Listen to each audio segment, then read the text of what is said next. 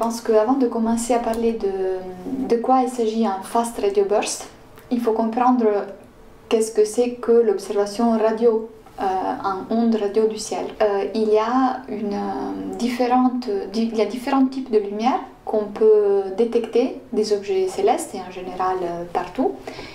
La lumière visible, celle qu'on peut détecter avec nos yeux, et puis beaucoup d'autres types de lumière qui sont caractérisés par une fréquence ou une longueur d'onde. Plus la fréquence est élevée, plus la lumière sera énergétique. Donc la lumière plus énergétique que la bande visible, c'est par exemple les rayons X, l'ultraviolet. Les rayons moins énergétiques, c'est l'infrarouge, les micro-ondes et la bande radio. Alors pourquoi c'est intéressant d'observer le ciel à ces différentes longueurs d'onde?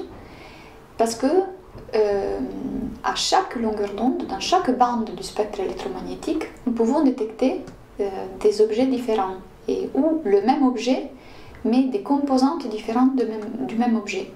Alors, la même galaxie, mais observée dans différentes bandes du spectre électromagnétique, est représentée ici.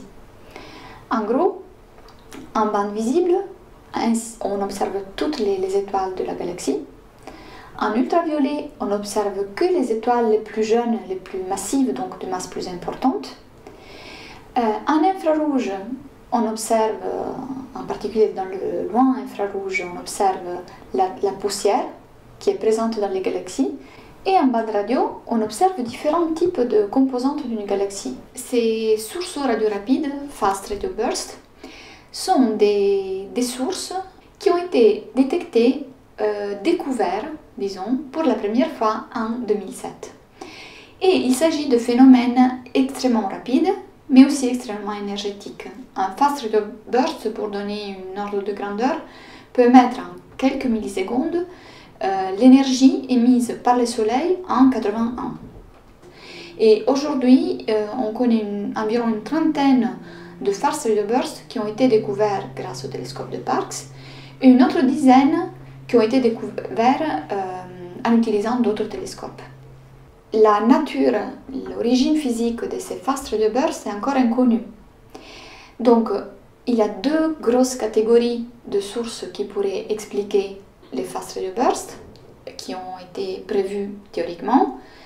Il pourrait s'agir de phénomènes cataclysmiques, c'est-à-dire de collisions entre objets très denses et très massifs dans l'univers, comme par exemple la collision entre deux trous noirs, ou la collision entre deux étoiles à neutrons, ou entre un trou noir et une étoile à neutrons.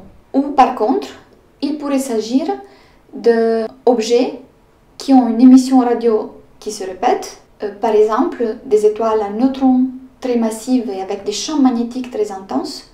Pour vous donner l'ordre de grandeur, la densité d'une étoile à neutrons, c'est 1,5 fois la masse du Soleil à l'intérieur de 20 km. À travers ces propriétés extrêmes, on peut avoir de l'émission radio répétée. Un collègue, un expert de fast radio burst, dit qu'il y a eu, à un certain moment, plus de théories pour expliquer le fast radio burst que de ce type d'objet connu. Donc, il faut absolument inverser et avoir plus de statistiques pour arriver enfin à comprendre la vraie nature de ces types d'objets. Mais en général, pour les astrophysiciens, dès qu'ils découvrent un certain type de source dans le ciel, ils ne sont pas intéressés que à comprendre la nature de cette source, mais aussi à voir comment l'exploiter pour en savoir de plus en plus sur l'univers en général. Un des aspects les plus intéressants est le fait que, au travers de l'étude à différentes fréquences radio de l'émission des fast radio bursts, on peut mesurer la présence, la distribution de matière qu'on appelle baryonique, c'est-à-dire la matière ordinaire de la nature qu'on connaît aussi sur la Terre, dans l'univers. Et certains types d'observations ont permis de montrer qu'il y a une quantité de matière baryonique dans l'univers qu'aujourd'hui on n'arrive pas à détecter complètement. On arrive à détecter à travers les observations moins de la moitié de la matière baryonique qu'on devrait détecter. Alors, comment on peut augmenter la statistique de fast radio burst connus? On peut observer pendant plus longtemps avec les télescopes actuels, mais bien sûr, les radioastronomes sont aussi en train de construire des télescopes de plus en plus performants. Ils sont des instruments aussi très très importants parce qu'ils sont des instruments qui préparent du point de vue scientifique et technologique le plus grand projet de radioastronomie basse fréquence des prochaines décennies.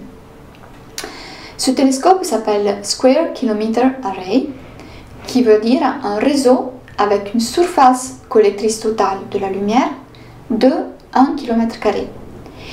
Et on arrivera à ce type de surface collectrice autour de 2030 avec un télescope qui sera constitué par des centaines, voire des milliers d'antennes et qui seront éparpillées dans les continents africains et australiens. Il y a une première phase, la phase 1 de SCA, qui sera déjà un télescope totalement révolutionnaire en termes de possibilités d'observation qu'il va ouvrir. Je parle d'un télescope, mais en effet, il s'agit d'un observatoire qui sera constitué par 2 télescopes.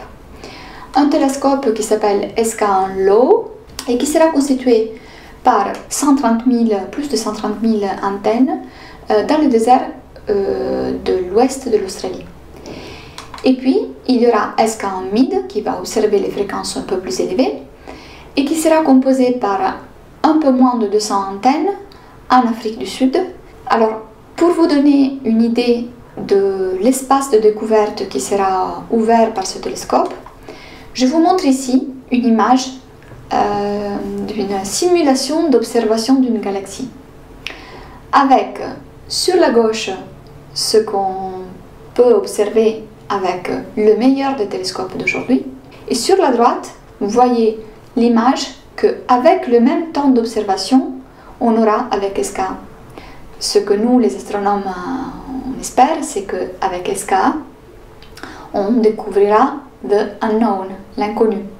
Et c'est une des raisons principales qui motive tous les chercheurs autour de ce télescope. Je tiens à souligner qu'en plus des fast radio bursts dont on a parlé et de l'inconnu, SKA, c'est un télescope extrêmement varié en termes de thématiques scientifiques qu'il peut couvrir, qui vont de l'étude de l'aube du cosmos jusqu'à l'étude des planètes, en passant par l'évolution des galaxies, les sources transitoires et pas que les fast radio bursts, l'étude des champs magnétiques partout dans l'univers, la toile cosmique qui constitue notre univers, etc. Donc c'est un télescope vraiment qui va changer notre vision de l'univers au travers des observations radio.